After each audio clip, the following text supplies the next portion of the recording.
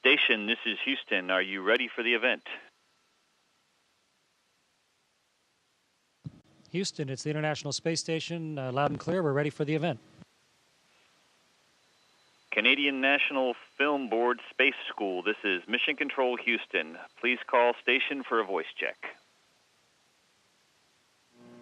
Station, this is Ramona Jennings, Minister of Education and Early Childhood Development in Nova Scotia. How do you hear me? Ma'am, I may read you loud and clear. It's a pleasure to have you and everyone who's gathered there today and the National Film Board here with us on board the International Space Station. Hi, Chris. It's a pleasure to speak with you again. I've been following your mission and have been enjoying all your breathtaking pictures and great videos on your Twitter account. I'm particularly happy to be here today to highlight this great new interactive website designed by the National Film Board of Canada in collaboration with the Canadian Space Agency for Young Canadians. And oh, by the way, happy Earth Day.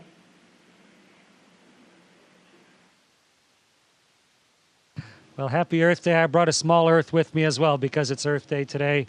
And if anything, my respect and my concern and my love for the Earth has only been deepened by the chance to see it from this perspective. It's an incredible privilege to see this Earth this way, and I'm glad you've had a chance to look at some of the pictures I've been sending down to try and just express our sense of stewardship necessary to be occupants of Spaceship Earth. We have students ready to ask you questions. Let me introduce you to Madeline, who is in grade 9.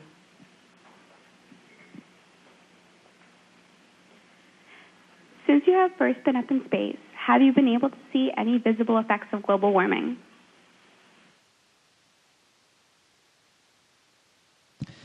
Madeline, yes. Climate change happens locally and it happens globally. And the places we see it the most are here in southern Russia at the Aral Sea. It's dried up tremendously.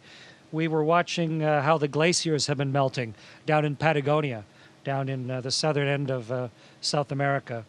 And of course, Lake Chad in Central Africa, from the first time I flew back in 1995 till now, has significantly dried up. So yes, as the weather changes around the world, not just with the seasons, but from year to year, you can definitely see it from this global perspective. And it's really just a visual reminder of the necessity to think about what we do as individuals and what we do as communities to maintain the health of our own planet.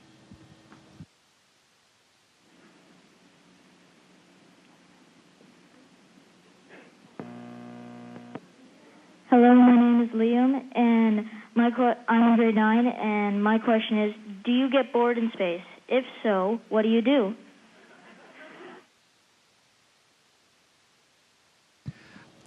To me, boredom is just mental inactivity. And I never get bored. There's so many things to do, and this place is so rich with opportunity. If I have 30 seconds, there's always something else to do. And boy, if I have a couple minutes, then I grab my camera and I race over to the windows and try and get a picture of what part of the world is underneath us. Or I go and read what people are sending me on Twitter. Or we have a whole list of job jar experiments to run and do all the time. Try and get those done. Or I start making lunch for the other crew members. Or I contact my family, or I try and write about what the experience. I have a guitar on board. I play a lot of music, and I've written music up here. So I'm never bored. There's just so many things to do. Of course, not just here on the station, but on Earth as well, that I'm always looking for more time and not more activity. Bonjour, je m'appelle Anissa. Hello, my name is Anissa, I'm grade 7, and my question is, are you afraid that something bad could happen to the space station? No.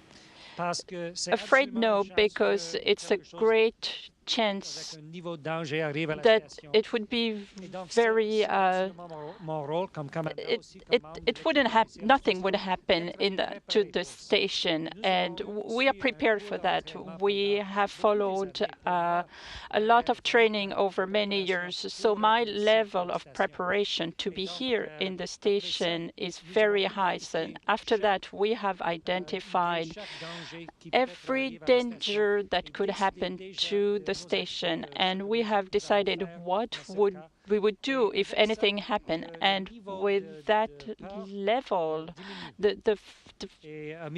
we're not afraid that something that is going to happen. Of course, we know that there is a little bit of danger, but I'm not afraid because I am prepared, because I have a plan, and we have put it in practice many times with the team. It's the life in the station, but it's also what happened at home for you on Earth. It's the same idea. We're not afraid.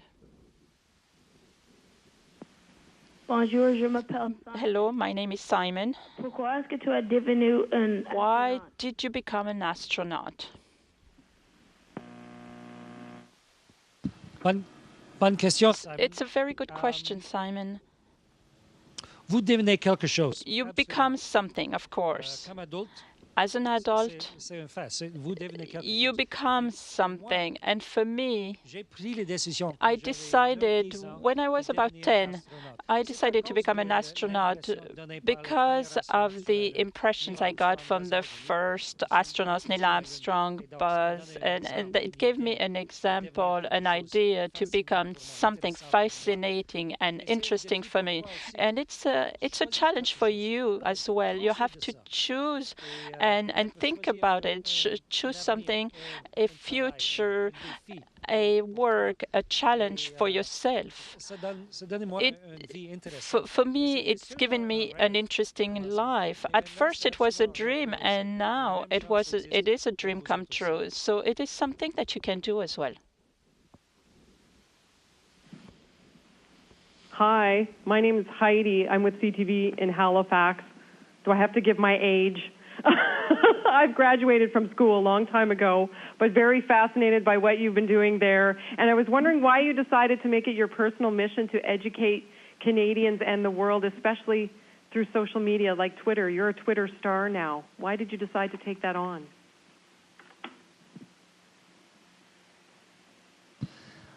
Heidi, my previous 2 space flights, when we went and helped build the Russian space station Mir, and then exactly 12 years ago today, when I was outside here on spacewalks building Canadarm2 on the International Space Station, I came back just trying to tell people how incredibly beautiful the world is and how the absolute favorite astronaut pastime is going to the window and trying to capture the experience, trying to take pictures of just how gorgeous our planet is. Well, this time I have the incredible privilege of time to be able to go to the window, and if I don't get a good picture of it this week, I can try again in a month or when our orbit precesses around. And throughout my entire career, I have felt a complete obligation to not keep it to myself.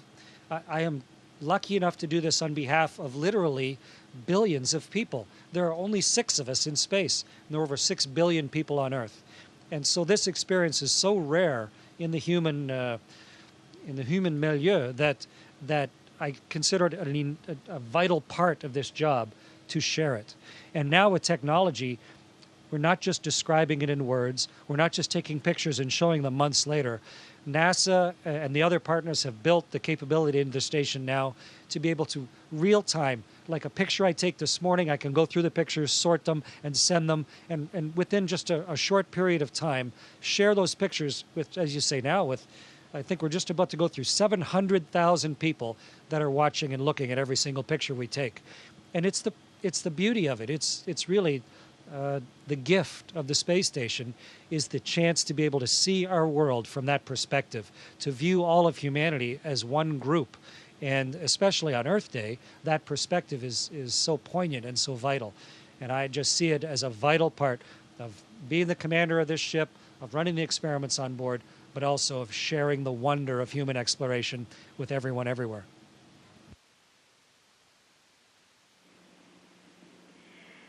Cindy Sweeney with the CBC, and I have a question for you from the BBC. Commander Hadfield, many people in the UK have loved looking at your photo tweets from space. We know you've tweeted many direct who have messaged you. What do you make of all the interest from the UK, especially as your ancestors come from Yorkshire?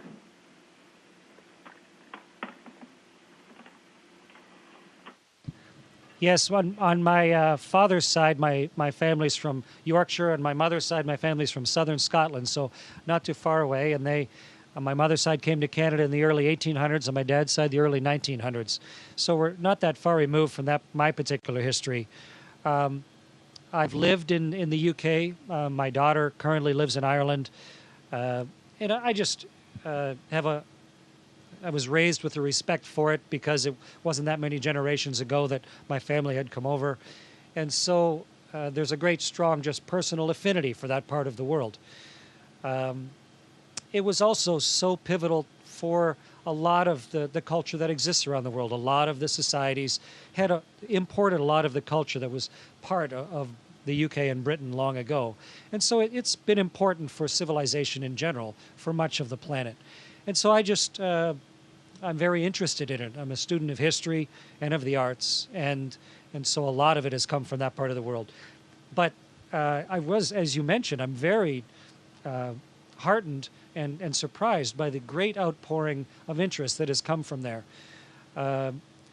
It's delightful to be able to see something interesting, to be able to take a picture of it, and then have so many other people delight in it, people that maybe see something the way they hadn't thought of it before. They see their town or their region or the Isle of Wight or some of the northern regions or into southern Scotland, and they have a perspective on it that maybe didn't exist for them in the regular two-dimensional way that we see things.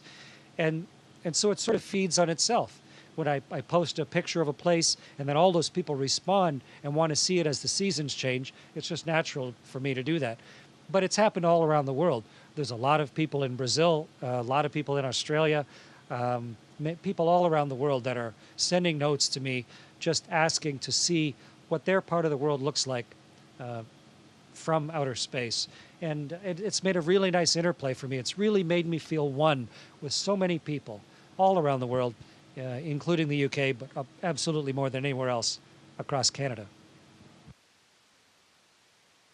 Stephanie Robertson, News 95.7. You're coming up to the end of your mission. May 13, you're expected to land. How do you feel about that? Oh, lots of different emotions. Of course, I'm excited about the landing. I've flown twice in space before, but on a shuttle. The shuttle kind of flies its way into the atmosphere and then picks up on wings and lands. The Soyuz comes in a little more meteorite-like and then opens with a parachute, and we come down and we let the Earth know that we're back. The Soyuz hits with definite force when we land, and so that whole process of I'm sort of the pilot. Roman Romanenko is the commander of the Soyuz, but we fly it together back home. We pilot it through the atmosphere, and then we all land together. So it's something I've trained for years, including learning to speak Russian. So that part of it, I'm really excited about. It's made me slightly wistful on board because it's starting to get to counting the last number of times I'm going to do something. And so I spend more time, I think, even more time at the window just because of the magnificent rarity of it and my desire to make sure that I absorb as much of it as I possibly can. But I very much look forward to getting back, sharing this experience in person with so many people, seeing my family, seeing my friends up close, and bringing this whole experience full circle back to really what it's supposed to be. And that is a magnificent human experience of exploration that we then weave into the fabric of everybody's lives. Hi, this is Julia from Global News in Halifax. I can only imagine what you're eating in space. What are you most excited to eat when you get back to Earth?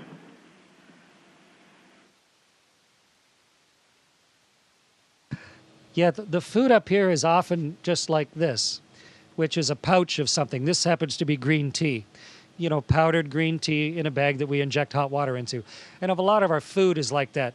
For lunch, I had soup like this and chicken like this and sort of a cottage cheese like this. So one of the things I miss is the smell of food. You hardly ever open a package here. There's a lot of squeezing. So the rich aroma of a coffee or the smell of something that's in the oven. The textures of food. Not a lot of our food is crunchy and has real delight in eating it. And the variety that you can get on Earth as well, where if you don't like what's in the fridge, then maybe you can just go get something else or order something. So I'm looking forward to fresh food, to the crunch and the snap of food of all different variety, and also the smell of rich coffee and the smell of fresh bread baking, that type of thing. A more full assault of the senses when I get home. Hi, my name is Umpai. I'm in grade 9, and my question is, what kind of feelings or innovations do you feel when you're in outer space?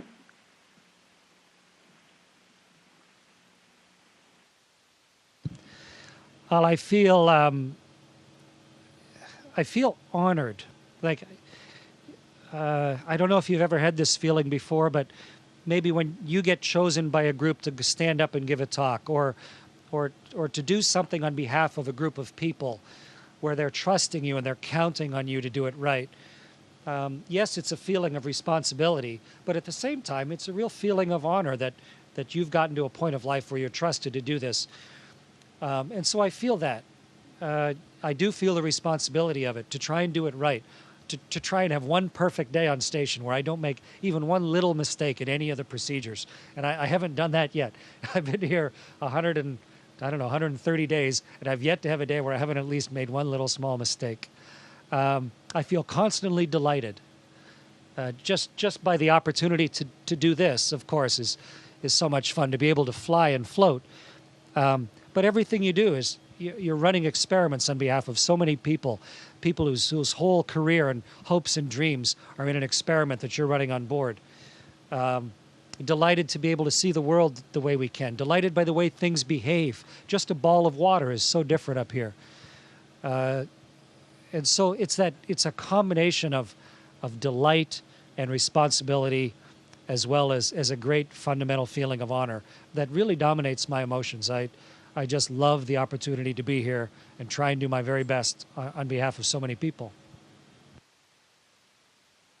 Hey, Chris, it's Jeremy here. We know we only have 2 more minutes of your time before you have to get back to your busy day. We really appreciate the perspective you've given us today, especially on Earth Day. I'd like to squeeze in one more question from one more student, and then I'll just let you end the event in 2 minutes. So here we go. Hi, my name's Alexis, and I'm in grade 9. My question is, do you prefer looking at the stars from Earth or outer space?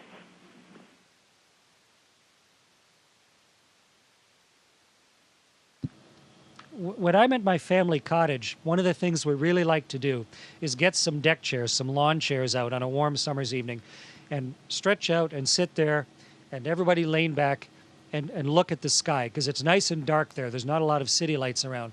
And you can start to not only see the stars, but you can see the Milky Way when your eyes get adjusted. And then you can see satellites going over. And you have time. You can sit for 20 minutes and just watch the beauty of the sky and watch shooting stars. So I like watching the sky from Earth. From here, it's actually not as good a place to watch the sky because we're inside a laboratory. It's hard to take the time to let your eyes adjust and really see the sky. And most of our windows face Earth. So what space station is good for is looking at Earth. I've seen Earth like I've never seen it before, like almost no one has ever seen it before. And this is a wonderful place to see our planet. But I think from the surface of the planet is a great place to look up. From space station is a great place to look down. But in order to look up and dream and think about all the possibilities that are out there, there's no place like home. There's no place like planet Earth to think about the future and where you might go and where we might have a chance to go in the future. Happy Earth Day, everybody. To the National Film Board, thank you for organizing Space School. It's a wonderful project. Everybody in Halifax, hello. And all of my best wishes from the International Space Station.